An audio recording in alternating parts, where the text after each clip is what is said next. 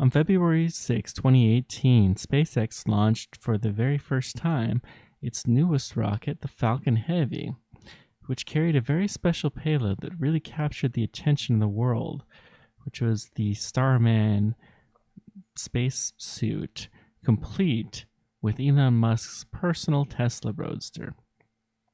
Now, many people have wondered a number of things about this. One of the questions that I have frequently received is it possible for us to go and capture this and put it in a museum or something like that? And that's been something that I've been curious myself too. So the first question is it going to pass close to Earth again? The answer is yes, it is. This file comes from JPL Horizons and shows a bunch of the predicted close passes to various objects, the moon initially, and Mars and Earth to the future. And these passes are the ones that are close enough that it could affect the orbit somewhat, so they made particular note of it. Of particular interest is the 2047 pass, where we pass within just 0.03 of an AU, which translates to several million miles still, away from Earth. This is the closest that it's going to be during this entire period of time for the 72-year predicted history that they have. So is it possible for us to capture Starman and the Tesla Roadster then? Well, there are a couple of different techniques. Let's take a look at the orbit. This comes from my website, whereisroadster.com. So there are a couple of different possibilities as to how we could intercept it. Now, the first one is that we aim to approach it when it's at the closest point to Earth, somewhat like over here. Now, in this instance, the distance will still be several million miles, but we could approach it. Once we approach it, we could do a quick acceleration to match the speed and then capture it. And then we could either from there do a direct return to Earth, which would use considerably more fuel, or we can adjust the orbit slightly so that it comes back and intercepts Earth in 3 years would be the easiest thing, because the period of the Tesla Roadster is close to that of 1.5 years. And so we could set the period so that it's 1.5 years. So every 1.5 years, it'll return to the same spot. 3 years later, Earth will also be there too, and you could adjust it so that it would re-enter then and have a 3-year mission to capture it. The second possibility is a perihelion pass, where we launch when it's about the closest point in time to Earth, but we actually don't capture it until we're all the way out here. And then we do the same thing. We adjust the orbit such that we will return and hit Earth at about the same time that we would for the previous mission. So these two possibilities exist, and I have my thoughts as to which one is better than the other. But since we don't work at NASA, then we can go ahead and test these out using the wonderful space simulation Kerbal Space program. And so that is what we're going to do for the rest of this time, is to test this out in Kerbal Space program and see which way, according to it works. And for this kind of thing, Kerbal Space program is pretty accurate. So let's see how this works. This is the test target that we're going after. I know it's not a car, but it's close enough. We've put it in an orbit that's about 1.5 years around Kerbin. That's pretty close to the orbital period of the Tesla Roadster, of Elon's Tesla Roadster. But it's still pretty close. And I've actually sped this ahead a little bit so that we're actually reasonably close to a pass. We have a pass here that is about as close as we can get without an actual encounter. So this is what we're going to try to intercept at. There are a couple of different tactics, as mentioned, that we can have, and this is going to be the first tactic that we could attempt. So if we launched now and we attempted to intercept the target, it would take us 937 meters per second to get there. And once we got there, we would be about 1,000 meters per second that we needed to slow down. And so it takes a lot of fuel to get there. It takes a lot of fuel to slow down.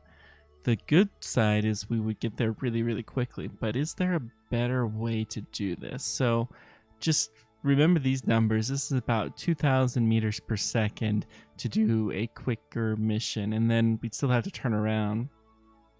Once we're there, we'd probably have to change 1,000 meters per second, 1 kilometer per second, just to rendezvous with the target. Then we'd have to capture it, and then we'd have to slow down that quickly to do an immediate pass. Or we could wait for another 2 orbits until Kerbin was in about the right spot and just do a much, much smaller correction burn to make it happen. But then it comes pretty similar to the other plan that we have that I'm going to talk about now. So this is plan A. What's plan B? This is our second intercept option. You can see we're trying to aim for an intercept that's a little bit further out, and it's very, very difficult to get this exactly spot on because you have to have exactly the right value, but you can see it's very, very close. Now, one thing to notice, this does take more fuel to get there. It takes 1,100 meters per second versus the 950 to 1,000. So it's about another 100 meters per second. But look at this relative speed. It's far, far less. And this isn't even the optimal trajectory that we could aim. You can see that we're aiming a fair bit inward, which will lower our efficiency somewhat. So we could probably decrease this, and we could probably get an even closer relative speed if we really, really wanted to. So I could go ahead and execute this if we need to, but I think we got the gist of this. If we're going to intercept the Tesla Roadster, the time to do it is to leave in the beginning of 2047. When it's close, we'll be able to track it for a month or two so that we can get a better idea of exactly where it's at, be able to launch the mission such that we can do an intercept in deep space. The mission will probably have to refine its trajectory, so it'll have to be capable of seeing the Roadster once it gets close.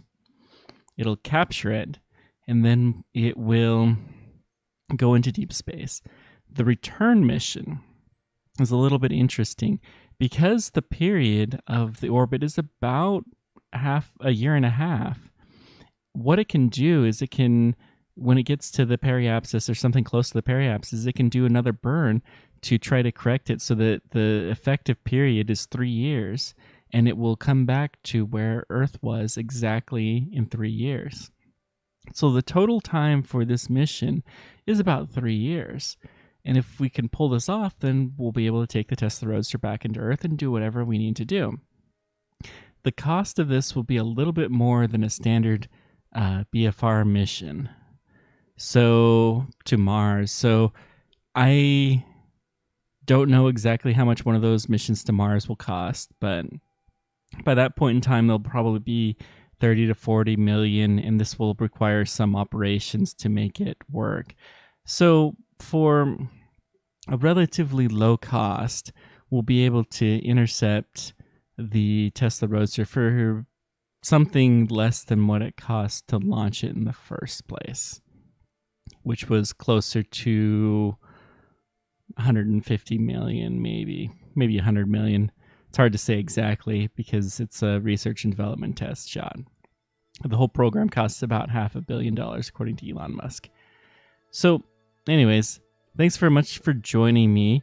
This is how you can go ahead and intercept the Tesla Roadster, and it'll be really interesting to see what happens. 2047 is, 30 years away, so it's possible in 32 years or so that we could have the Tesla Roadster back on Earth in a museum somewhere. Let me know whatever questions, comments you guys have, and we will see you next time. Take care for now, and until then, keep on tracking.